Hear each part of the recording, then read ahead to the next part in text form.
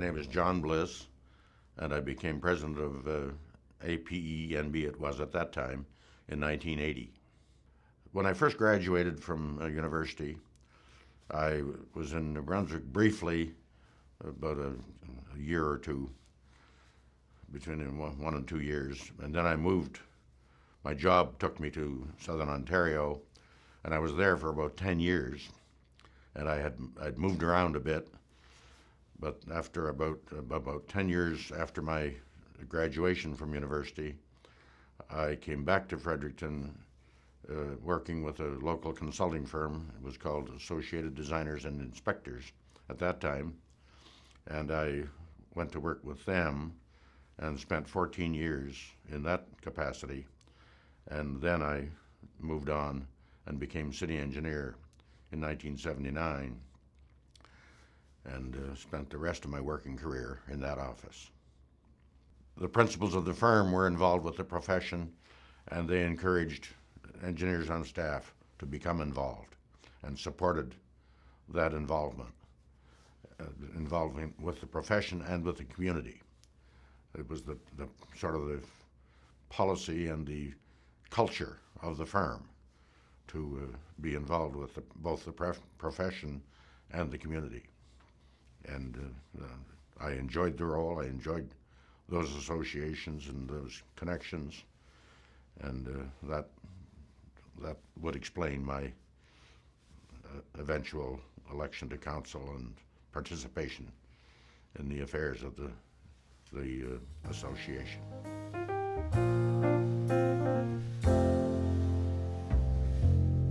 Probably one of the most amusing and interesting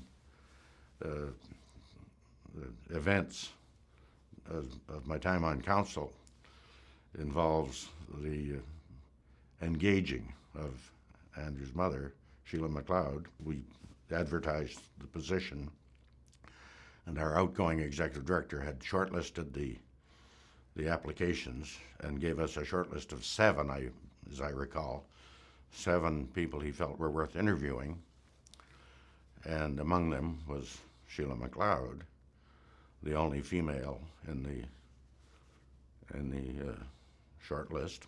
The executive committee of council, which consisted of the past president, the president, the first vice, and 2 second vice presidents. Now, our immediate past president was living in Bathurst, and it was difficult for him to get to Fredericton for these interviews, so he didn't participate.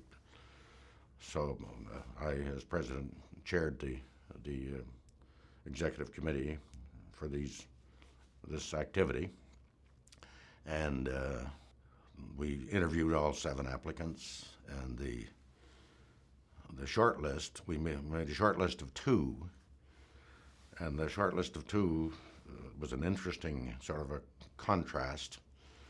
It was a mature female non-engineer, and the other person on the short list was a young male engineer. We previously had not engaged engineers as the executive director, and we felt that by this time their salary level that we were prepared to pay might attract a semi-retired engineer or something like that, but we might be able to afford an engineer as our executive director. And that was the sort of philosophical position of the selection committee. And so this contrast was kind of dramatic. And there was one other factor, that at the interview stage, I had asked this other candidate who made the shortlist. During that interview stage, I had asked him why he would be applying for this job. It was not a job for an up-and-coming, ambitious young engineer.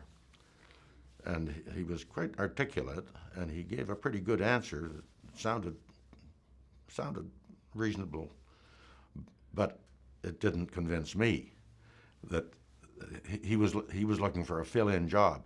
His employer was going to move him to a job in Toronto because he was upwardly mobile. He didn't want to leave the Maritimes, so he was looking for a fill-in job until he found something more appropriate. That's the way I felt it was. And his response when I asked him the question did not convince me otherwise. So once we got to that short list, I said to my counsel, I was not blessed with a lot of patience. And I said, well, boys, look, it's a slam dunk. I mean, clearly, Sheila MacLeod is our candidate. And there was some resistance, and they started asking questions. And I tolerated it for 2 or 3 minutes. And then I said, there wouldn't be lurking behind all these questions a little bit of MCP, would there? And they never knew what I meant. And they asked me, MCP, what do you mean? I said, with all the emphasis I could muster, I said, male chauvinist pig. And it was settled in about another 30 seconds. I'd hit the nail right on the head. So, and they all agreed. They all eventually served as president, and they all subsequently said, didn't we make a great selection? I said yes over some of your objections.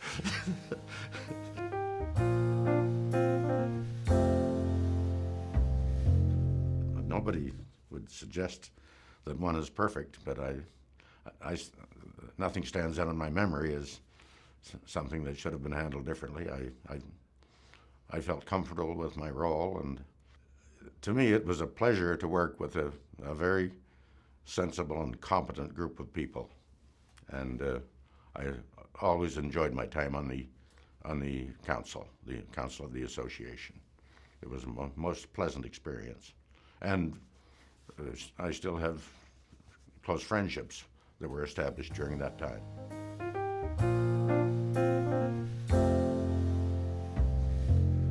I stayed involved with the association. It was an accident of geography, I guess. The association office was on York Street between Brunswick and King. And at that time, the registrar had to manually sign all of the certificates. And it was not uncommon for somebody from the office to track down the registrar. And the registrar was a part-time position. It was not a full-time position. It had to be an engineer.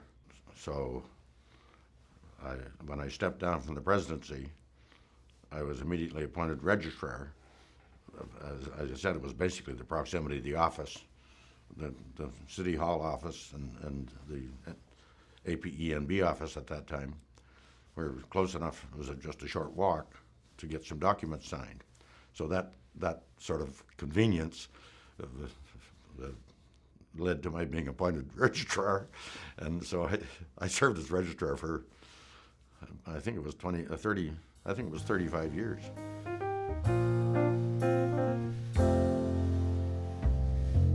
I suspect they're the same as they've been for the past 100 years.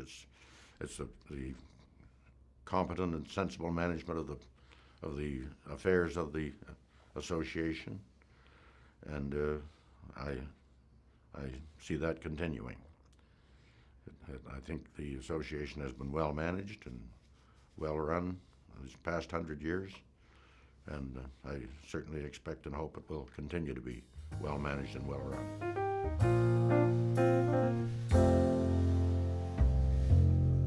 During my time as city engineer, I tried to improve the traffic flow at some of our intersections.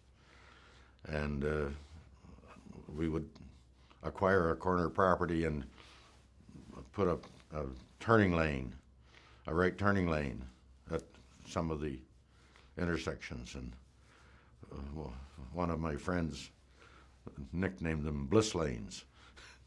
Because I became noted for putting these things in, and he laughingly referred to them as bliss lanes. That's all.